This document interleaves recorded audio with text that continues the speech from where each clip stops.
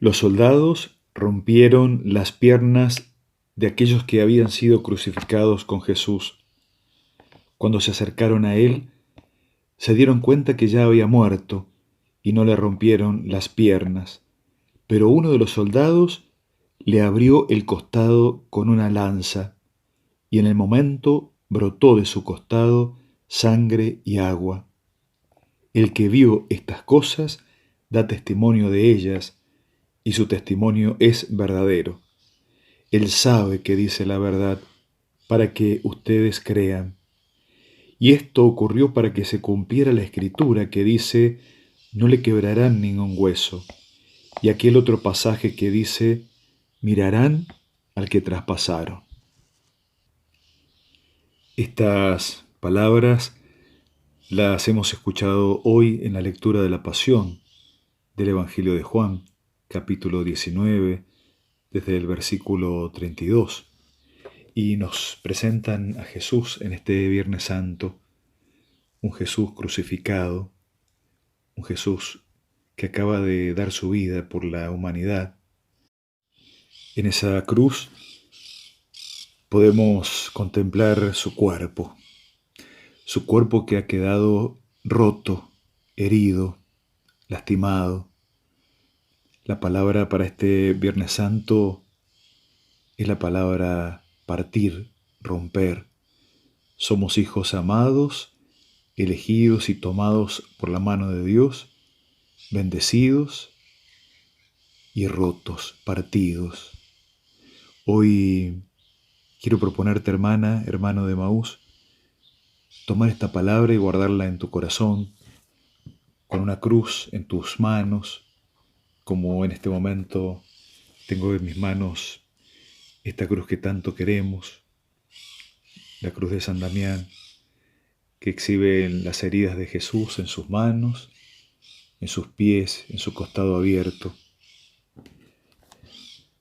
Esto también nos hace pensar en la realidad rota de nuestra propia vida, nuestras rupturas, nuestras heridas, nos revelan nuestra pobreza, nuestra carencia, nuestra necesidad de ser amados, de ser cuidados.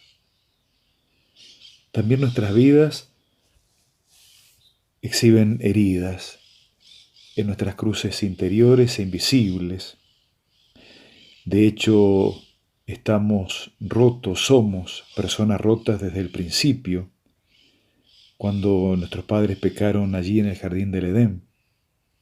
Por eso dice la teología que nacemos inclinados al pecado y a la atracción de las pasiones, a la concupiscencia, inclinados al mal, aunque no perdemos la libertad de elegir.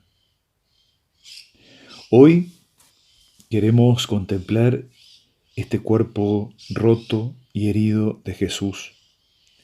Su cuerpo es el fruto de sus elecciones.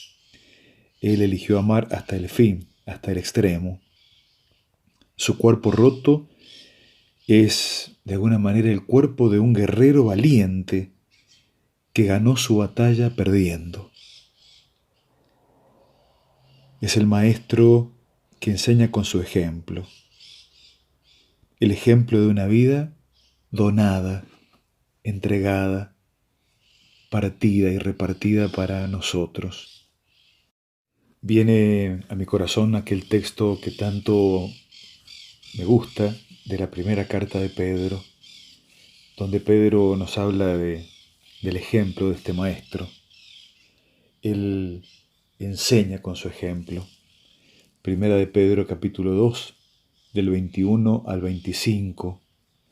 Hermanos, a esto han sido llamados, porque también Cristo padeció por ustedes y les dejó un ejemplo a fin de que sigan sus huellas.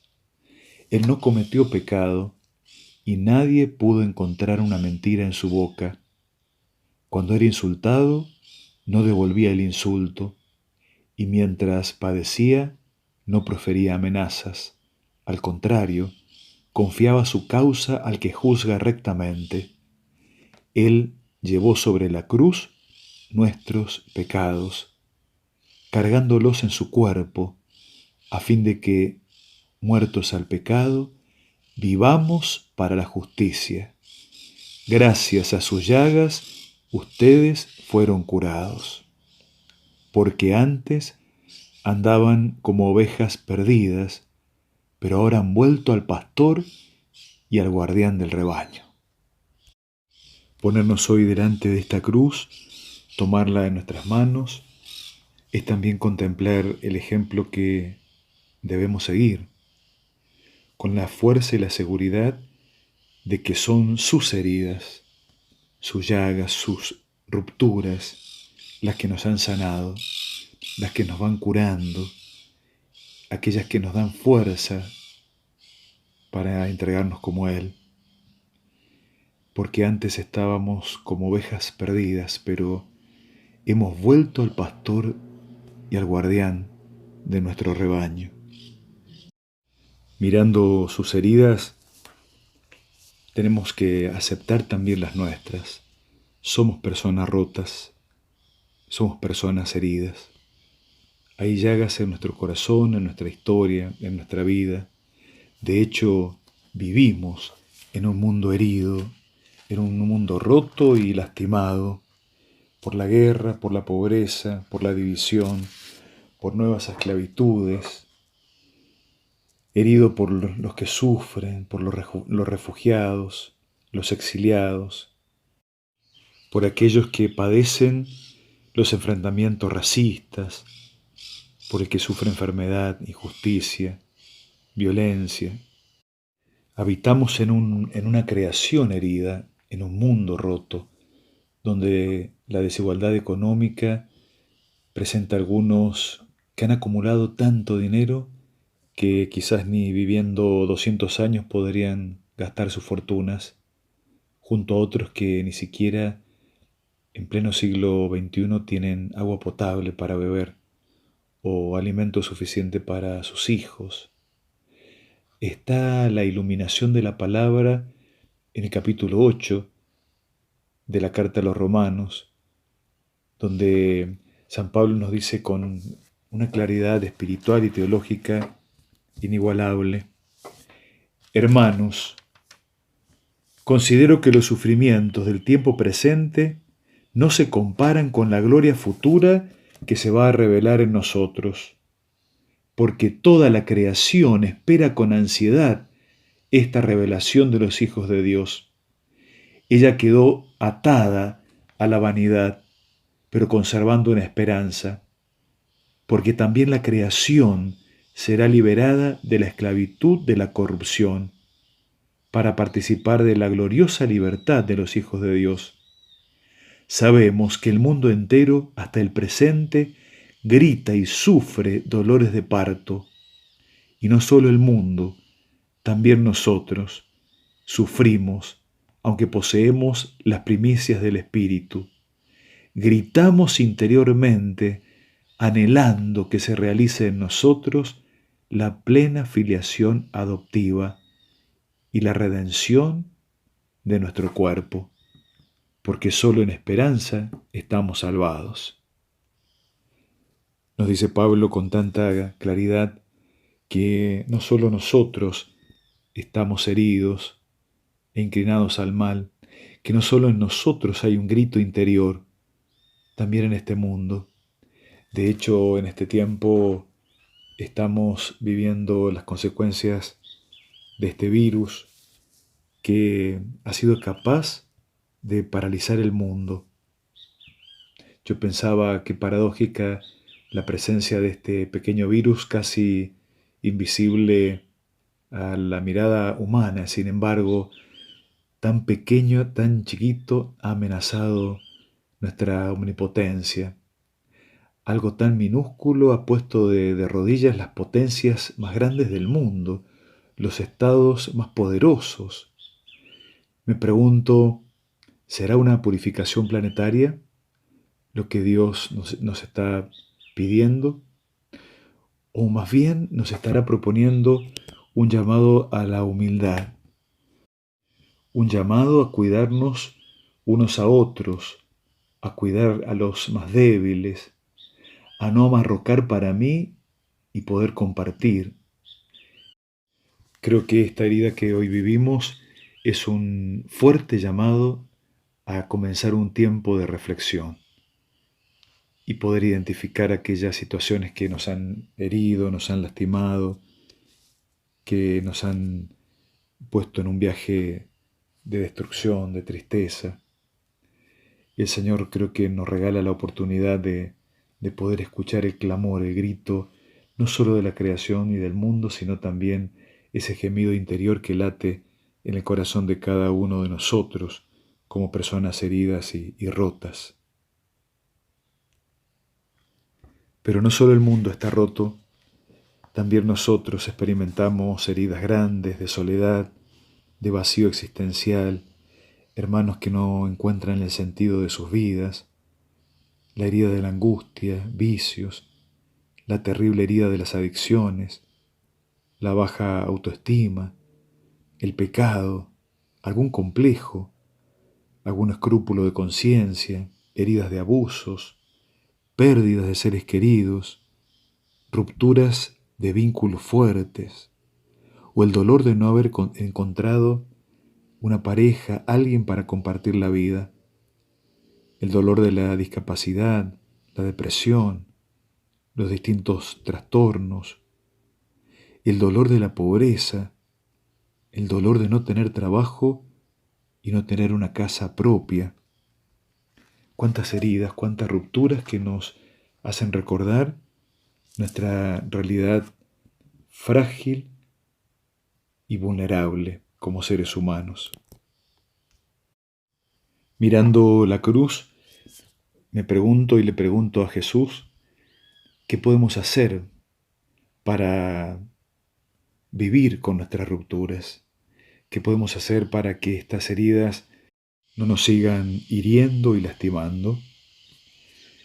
Hace tiempo comenzamos una pequeña comunidad terapéutica de rehabilitación de drogas con dos queridos chicos de la cárcel.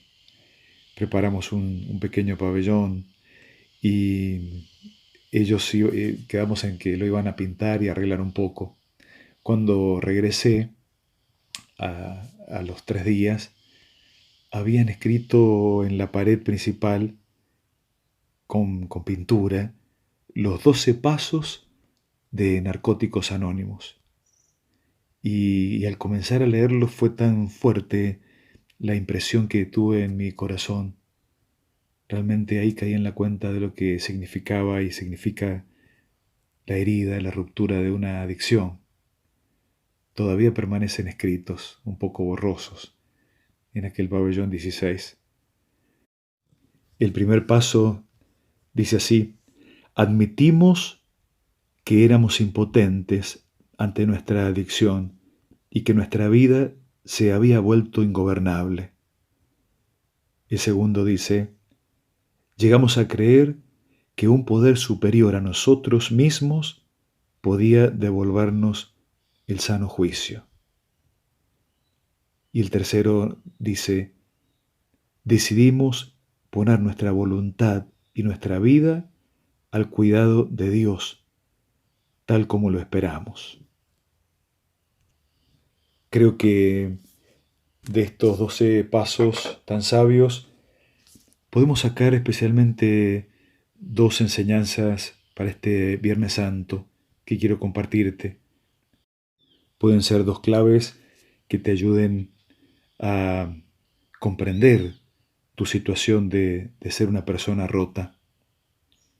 La primera es muy simple y muy desafiante: aceptar, asumir mi dolor, aceptar la herida, aceptar el dolor, sea físico, mental, emocional o moral. Asumir y aceptar que soy una persona rota, que tengo mi corazón muchas veces lastimado y que a veces también he sido partido como ese pan eucarístico que encontramos en las manos de Jesús en la última cena y en nuestro querido relato de Emaús. Estando con ellos en la mesa, tomó el pan, lo bendijo, lo partió y se los dio. Decía Santo Tomás de Aquino, lo que no se asume no se redime. Aceptar y asumir nuestras heridas son el comienzo de la sanación, de la redención, del cambio. Cuando éramos adolescentes teníamos en casa un póster, como le decíamos en aquel tiempo, con una frase de un gran obispo brasilero, Elder Câmara.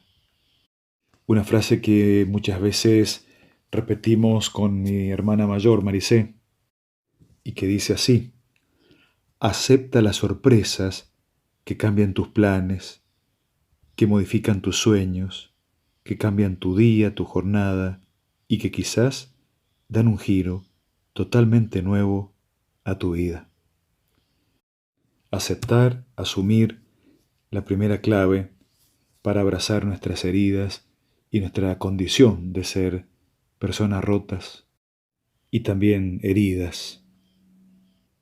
Si la primera clave es aceptar y asumir, la segunda es poner nuestra vida rota a los pies de la cruz, a los pies de la Pascua de Jesús, a los pies de esa cruz que salvó a la humanidad, a los pies de esa cruz donde recibimos la vida pascual del Señor. Él nos ayuda a pasar de la muerte a la vida. Si leemos las apariciones que nos narran los evangelios, es hermoso ver cómo el resucitado, especialmente en el capítulo 20 de Juan, se presenta con sus heridas, pero ya no sangrantes, sino como heridas abiertas, heridas que se han transformado en estigmas, ya no sangran, porque están llenas de resurrección. Esas heridas sirven para que sus discípulos lo puedan reconocer. Jesús verdaderamente es el traspasado, ese traspasado que Juan cita en el capítulo 19 de la Pasión. Y esto ocurrió para que se cumpliera la escritura que decía: mirarán al traspasado. Pero leyendo Zacarías 12:10, que es el texto paralelo, encontraba también una señal que me impresionó. Aquel día yo defenderé a Jerusalén, derramaré sobre la casa de David un espíritu de gracia y de súplica, y ellos mirarán hacia mí, dice el Señor.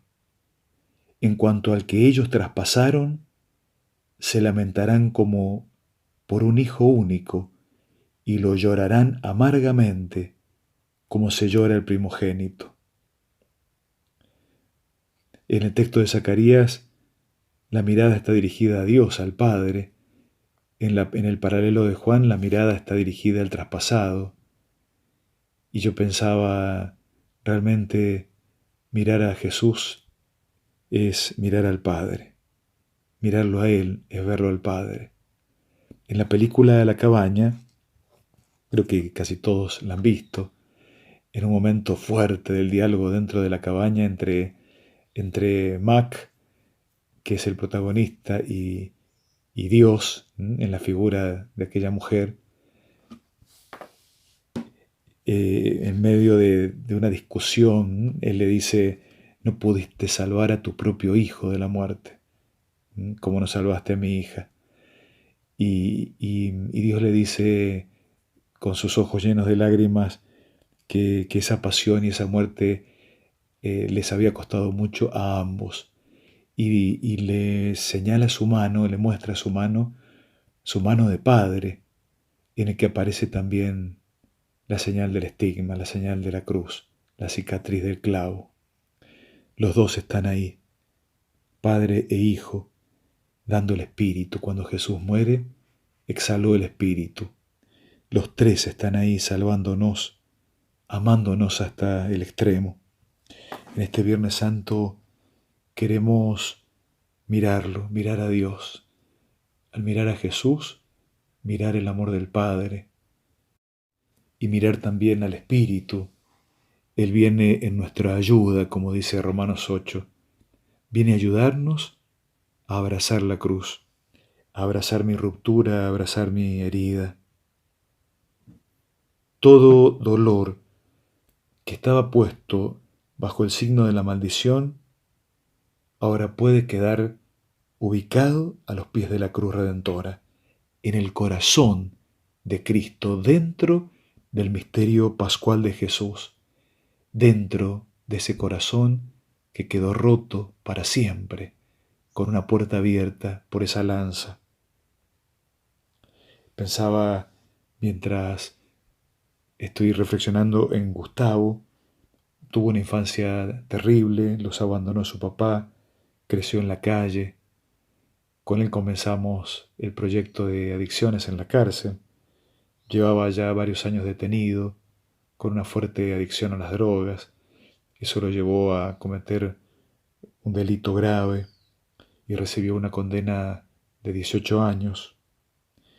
Pero en medio de su dolor, de su drama, de su amargura, descubrió al Señor. Comenzamos a hacer un camino espiritual, comenzó a abrir su corazón, su alma, de una manera maravillosa. Y el Señor lo encontró a él. Y hoy es un hombre nuevo, tiene que seguir detenido, pero ya su alma cambió. Entró en el misterio pascual. Todas sus heridas y sus rupturas se han quedado llenas de luz, la luz de la Pascua, la luz de la resurrección. Terminó la escuela secundaria, se casó con una hermosa mujer, aprendió a tocar el piano, aprendió a tejer el telar y ahora acompaña a otros jóvenes con problemas de adicción, con su ejemplo, con sus consejos, con sus palabras, su dolor y su herida puesta al servicio de sus hermanos. Su herida quedó transformada en estigma. También nosotros en este Viernes Santo queremos abrazar esa zona, ese ámbito roto de nuestra herida, mirando a Jesús, mirándolo a Él. Cuando decidimos poner nuestra ruptura en la Pascua del Señor, verdaderamente comenzamos a resucitar y recibimos una gracia especial. Yo le llamaría una gracia eucarística. Creo que Dios nos da fuerza para hacer de nuestras rupturas un pan partido para el servicio de los hermanos. En el momento en que nos partimos a nosotros mismos y nos entregamos a los demás, comienza a revelarse en nosotros la redención. Ser rotos y partidos ya no será fruto de una maldición, sino al contrario, abrazados a Jesús, haremos de nuestra vida un pan partido para los demás. Esta es una opción libre, una decisión personal de lo que podemos hacer con nuestras rupturas, cómo ponerlas al servicio de los hermanos. No olvidamos aquello de San Pablo en 2 Corintios capítulo 4.